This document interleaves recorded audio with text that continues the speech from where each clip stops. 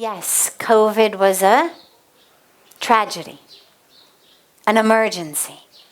But as we've been saying from the beginning, it was also an opportunity to emerge and see. An emergency, yes, and an opportunity to emerge and see, meaning to emerge from the ignorance we were living in. We still are tragically, but somewhat less, in an illusion of separation. That somehow we've believed I can be safe over here, healthy over here, even as you are suffering and dying over there. Well, COVID came in and removed that illusion. If you're sick over there, unless I want to spend the rest of my life in the four walls of my house, behind a mask, 6 feet from everyone, having to order my groceries online, well, I need you to be healthy for me to be healthy. I need you to be safe for me to be safe. It wiped away all illusions. I mean, before COVID, did we really care what people were eating in meat markets in central China? Well, did it really matter to us? We might hear someone say, oh, they ate this, they ate that. And we'd say, ugh. But it wasn't like a big thing. Nobody felt like that was something that impacted them. Now we know what everyone's eating, where they're eating it, how they're eating it, actually ripples out all over the world. And that's not just the meat market in central China. That was the example COVID gave us. But our eating habits, if we're eating non-vegetarian food, you can be sure the ripple impact of your diet is rippling into all across so much of the world where people are dying of starvation without enough food.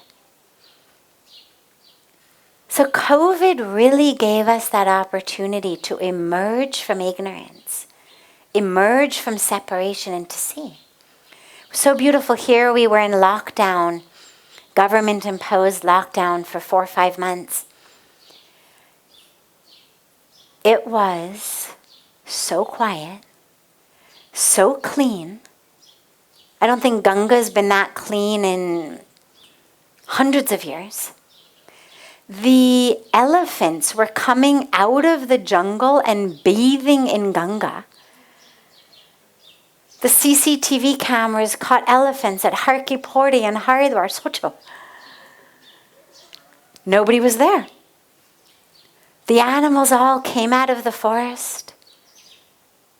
It was beautiful.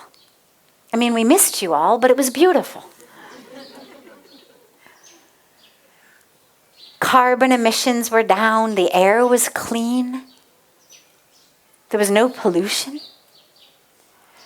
And it made us realize without any doubt whatsoever, we are the problem. Because before COVID, there was, most of us realized we are the problem, but there was some vested interests, shall we say, in some other sectors who wanted to pretend we were not the problem.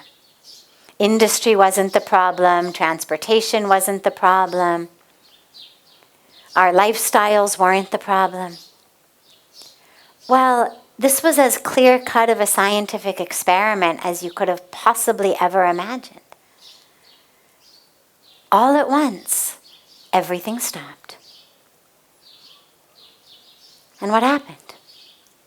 The air got cleaner, the water got cleaner, carbon emissions were down.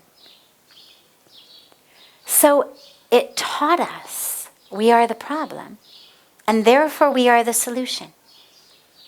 And so while the deaths were horrific and tragic, and I wish that there had been some way to prevent them,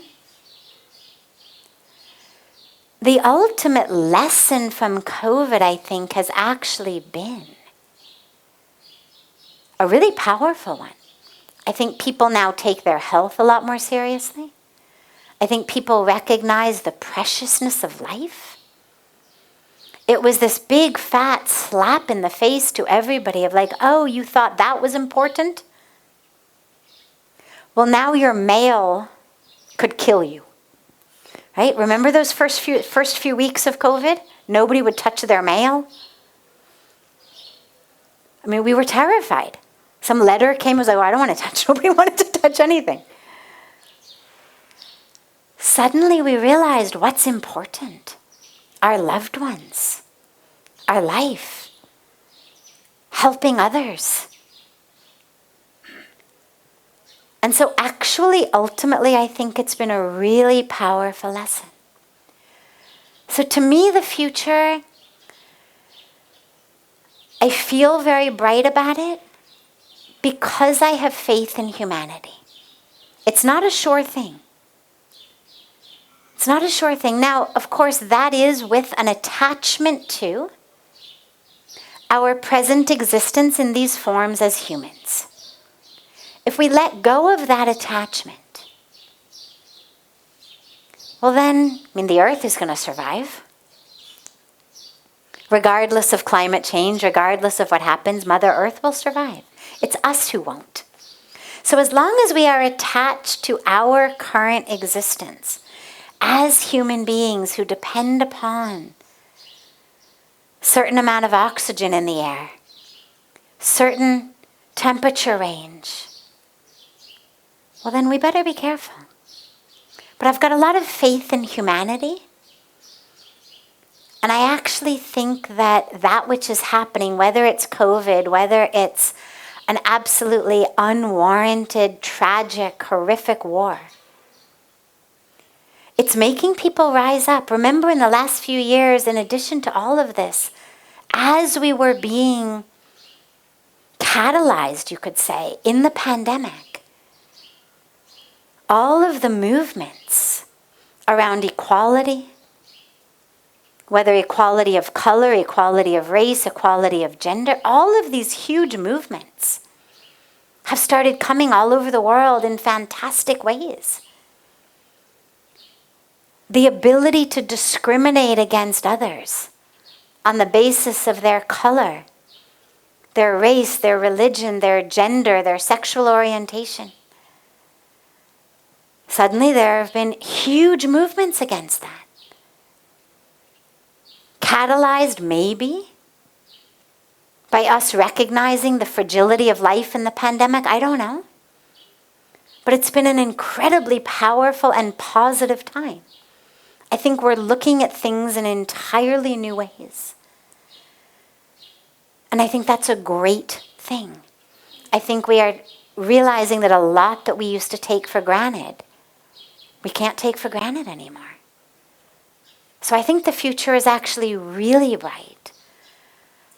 I just pray that we act fast to preserve this very fragile ecosystem that we require for our ongoing spiritual evolution. But I think it will happen. We're seeing it every day. We're seeing so many people come forward for peace, for the environment, for equality, for others. And it's beautiful to see. And remember, you are part of that future. Your thoughts, your actions, your words, your social media posts, each one of us is creating that future. It's not that we sit here and the future is just going to happen. We are creating it. And so it's up to each of us. We are the future.